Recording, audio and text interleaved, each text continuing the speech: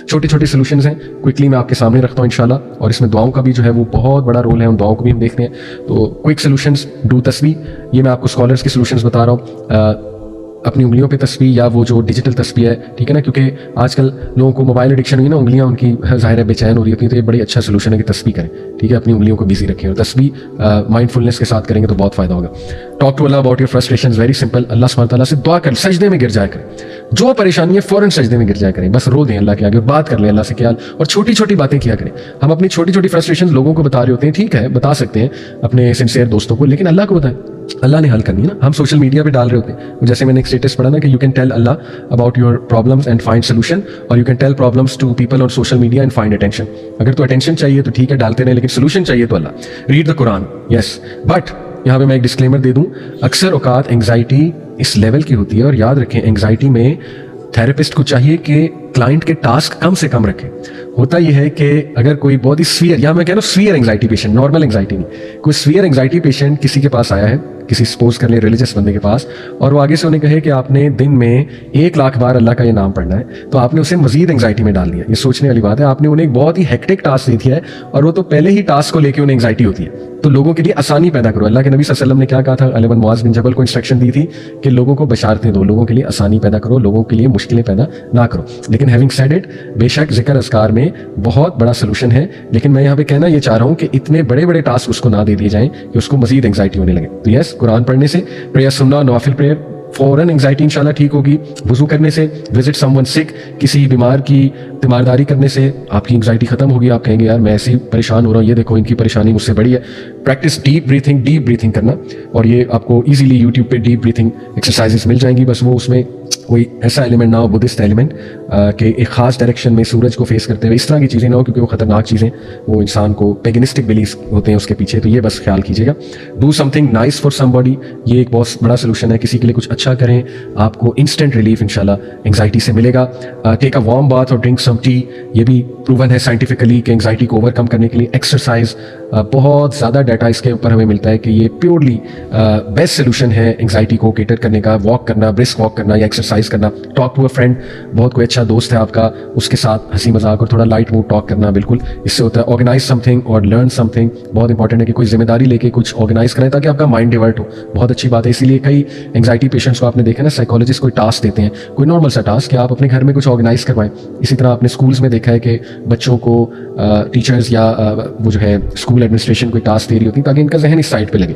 तो लेकिन ये कि छोटा मोटा, क्योंकि बहुत जो सीवियर एंग्जाइटी पेशेंट है उनको कोई बहुत बड़ा जिम्मा देना ये भी खतरनाक हो सकता है। Stretch and exercise, obviously bake, females के लिए बेकिंग इज़ वेरी रिलैक्सिंग, ये मैंने सुना भी है, बाकायदा जो है वो साइकोलॉजिस्ट को कहते हैं कि हाँ फीमेल्स के लिए बेकिंग। प्ले विद सिली पट्टी, ये अब वो एक वो जो होता है बच्चों के खेलने के लिए, आई थिंक कोई मटेरियल होता है और इससे मुख्तलिफ चीज़ें बनाई जाती हैं। सर्च इट आउट, मैं आपको बता रहा हूँ साइकोलॉजिस्ट की जो कुछ टिप्स हैं।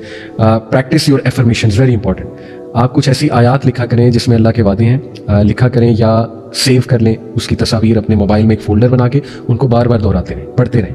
या कुछ ऐसी चीज़ें लिखा करें कि आई लव अल्लाह, ठीक है ना, and Allah is in control, Allah loves me, और या ये कि इस तरह की एफर्मेशन लिखी कि Allah has design my life beautifully, या अल्लाह ताला जो है वो कभी भी मुझे गिरने नहीं देगा, ठीक है ना, इस तरह के जुमले, और इनको पढ़ते रहें। This is practising your affirmations, अपने एफर्मेशंस को प्रैक्टिस करें।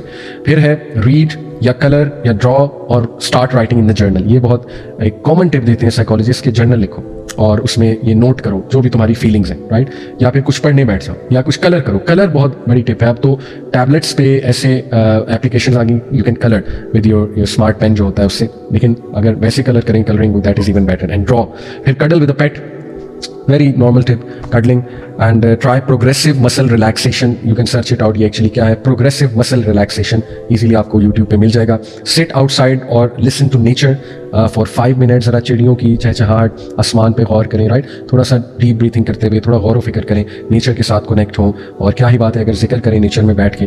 टेक अ 15 मिनट नैप, थोड़ा सा नैप ले लें, 15 मिनट का शॉर्ट नैप, और make a list of your blessings. तो ये तो है बहुत क्विक टिप्स, मैंने आपको तकरीबन 20 टिप्स जो है वो दी हैं। अब जरा प्रॉपर टेक्निकल साइकोलॉजिकल टेक्निक्स की तरफ आते हैं। उसमें सबसे पहले कॉग्निटिव रिलीफ स्ट्रेटजीज हैं। कॉग्निटिव रिलीफ स्ट्रेटजीज में कॉग्निटिव रिस्ट्रक्चरिंग है सबसे पहले, या रीफ्रेमिंग। कॉग्निटिव रिस्ट्रक्चरिंग ये है कि आप नेगेटिव नेगेटिव ख्यालात और नेगेटिव बातों को सामने रखें और उनके पॉजिटिव जवाब खुद देने लग जाए, और वो पॉजिटिव बातें इवन लिखें भी कि नहीं ऐसा नहीं होगा, ऐसा होगा। जैसे आप कहते हैं कि मेरी ज़िंदगी ख़त्म हो गई, तो इसका काउंटर ये है कि नहीं, अल्लाह संभाल लेगा। ठीक है, आप कहें कि फ्यूचर में बहुत कुछ बुरा होने वाला है, तो इसका काउंटर ये कि नहीं, मैं दुआ करता हूँ या करती हूँ कि अल्लाह ताला मेरा जो मुस्तकबिल है वो अच्छा हो जाए। फिर इसी तरह आप सपोज कहते हैं जी कि मेरी जॉब नहीं लगेगी, तो इसका पॉजिटिव है कि नहीं, अल्लाह ताला मेरी ज़रूर मदद करेगा, अल्लाह राज़िक है। तो ये कॉग्निटिव रिस्ट्रक्चरिंग हो रही है आपकी, समझ रहे हैं? तो इससे इंशाल्लाह स्ट्रेस जो है वो कम होगा और एंग्जाइटी कम होगी। इसके बाद एक्सपोजर थेरेपी, जिसको सिस्टमैटिक डिसेंसिटाइजेशन भी कहते हैं, कि आप उस सिचुएशन को फेस कर लें जो आपको डरा रही है। शुरू में हाँ बहुत ज़्यादा आपको मेहनत करनी पड़ेगी, लेकिन आहिस्ता आहिस्ता एक्सपोज हो के एक टाइम आएगा कि आपको डर लगेगा ही। ठीक है, इसको सिस्टमैटिक डिसेंसिटाइजेशन भी कहते हैं। जर्नलिंग एंड थॉट रिकॉर्ड्स, अपने थॉट्स को रिकॉर्ड करना, जर्नल करना, ये कॉग्निटिव रिलीफ स्ट्रेटजीज में आता है। गाइडेड डिस्कवरी, गाइडेड डिस्कवरी क्या है? गाइडेड डिस्कवरी है कि बाकायदा उस चीज़ में मीनिंग फाइंड करना और ये डिस्कवर करना और अपने आप को खुद गाइड करना कि ये चीज़ इमोशनल इंटेलिजेंस के साथ अगर मैं सोचूं तो इसकी वजह ये है, यानी वजह ढूंढने की कोशिश करना और अपने आप को गाइड करना। और इसीलिए देखें ना, जैसे हदीस है, अल्लाह के नबी सल्लल्लाहु अलैहि वसल्लम ने फरमाया कि मोमिन को कांटा भी नहीं चुभता, लेकिन उसके बदले उसके कुछ गुनाह माफ होते। तो रेस्ट एश्योर्ड, आप किसी भी तकलीफ से गुजर रहे हैं तो इंशाल्लाह अल्लाह ताला आपके गुनाह माफ करे, और ये विन विन सिचुएशन है आपके लिए। तो उससे क्या होगा, सब्र की मजीद मोटिवेशन आएगी। फिर रिलैक्सेशन, स्ट्रेस रिडक्शन टेक्निक्स हैं जिनमें डीप ब्रीथिंग है, मसल रिलैक्सेशन और इमेजरी है। इमेजरी एक पावरफुल टेक्निक है, कॉग्निटिव रिलीफ स्ट्रेटजी। उसमें ये होता है कि you imagine something beautiful, and what more beautiful than Jannah? While sleeping you can imagine Jannah, right? While sleeping you can imagine something beautiful as long as it's halal. ये बहुत important है। तो imagery, अपने आप को successful imagine करना, ठीक है, अपने आप को एक सिचुएशन में अच्छा इमेजिन करना या अपने फ्यूचर को बहुत अच्छा इमेजिन करना, तो ये भी साइकोलॉजिस्ट कहते हैं अच्छी टेक्निक है। उसके बाद फिजिकल रिलीफ स्ट्रैटेजीज हैं, उसमें एक्सरसाइज है, स्माइलिंग एंड लाफिंग है। हमारे नबी सल्लल्लाहु अलैहि वसल्लम बहुत स्माइल करते थे और सबसे ज़्यादा स्माइलिंग चेहरा था उनका, और स्माइल प्रैक्टिस कर करके आपको पता है कि पॉजिटिव इमोशंस इंसान के ज़ाहिर है वो बनते हैं और पॉजिटिव इमोशन से रिलेटेड जो केमिकल्स हैं वो रिलीज होते हैं, तो इसलिए इसके फ़ायदे हैं। तो स्माइल करना, चाहे दिल भी ना कर रहा हो फिर भी करना स्माइल की प्रैक्टिस, और यकीन करें इससे स्ट्रेस रिलीज होता है, एंग्जाइटी। कनेक्ट विद अदर्स, दूसरों से कनेक्ट करना, जैसे मैंने बहुत सी टिप्स बताई, किसी बीमार की तीमारदारी करना, किसी दोस्त के साथ कनेक्ट करना और लाइट मूड में टॉक करना। गेट इनफ स्लीप, नींद लेना ज़्यादा, और मेडिटेशन करना, ये है physical relief strategies. And what better meditation than namaz, सुभान अल्लाह। नमाज को अगर आप समझ लेना कि सुभान अल्लाह, नमाज कितना बड़ा गिफ्ट है अल्लाह की तरफ से, तो ये मोर देन इनफ है इंशाल्लाह। तो नमाज के बारे में इंशाल्लाह भी मजीद मैं आगे जाके बात करूंगा। फिर नंबर 3 है sensory relief strategies. Sensory relief strategies में ये फॉलोइंग है। नंबर 1 मसाजिंग, यानी ऐसी स्ट्रैटेजीज जो कि सेंस, जिनका ताल्लुक टच के साथ है, सेंसेस के साथ है आपकी। मसाजिंग है इसमें, obviously there are certain points in the body जो स्ट्रेस पॉइंट्स होते हैं, और ऑब्वियसली इसमें मैं कहूँगा कि हिजामा भी है, हिजामा पॉइंट्स भी होते हैं, वो भी एंग्जाइटी पेशेंट्स के लिए हिजामा पॉइंट्स भी होते हैं। और मसाजिंग जो नॉर्मल मसाजिंग है, taking a bath, cold shower या hot shower, listening to something relaxing जिससे आपकी एंग्जाइटी दूर हो, it could be a reminder, a clip, a beautiful story of someone वगैरह वगैरह। Eating something tasty, you are sensing it, right? तो ये भी सेंसरी रिलीफ स्ट्रैटेजीज इन्हें कहते हैं। फिर आ जाता है जी इमोशनल रिलीफ स्ट्रैटेजीज, चौथा। इमोशनल रिलीफ स्ट्रैटेजीज में क्या क्या है? पॉजिटिव थिंकिंग, जिसको कॉग्निटिव रिस्ट्रक्चरिंग में भी हमने डिस्कस किया था, लेकिन पॉजिटिव थिंकिंग, अच्छा गुमान रखना, अच्छे पॉजिटिव थॉट्स इख्तियार करना। एंड लेट्स स्टार्ट विद अल्लाह, अल्लाह के बारे में पॉजिटिव सोचना, अल्लाह सुब्हानहू ताला के बारे में कहना कि अल्लाह मुझसे प्यार करते हैं और मैं अल्लाह से प्यार करता हूँ। फॉरगिवनेस बहुत इंपॉर्टेंट है, माफ़ करना दूसरों को और अपने आप को माफ़ करना सबसे बड़ी बात है।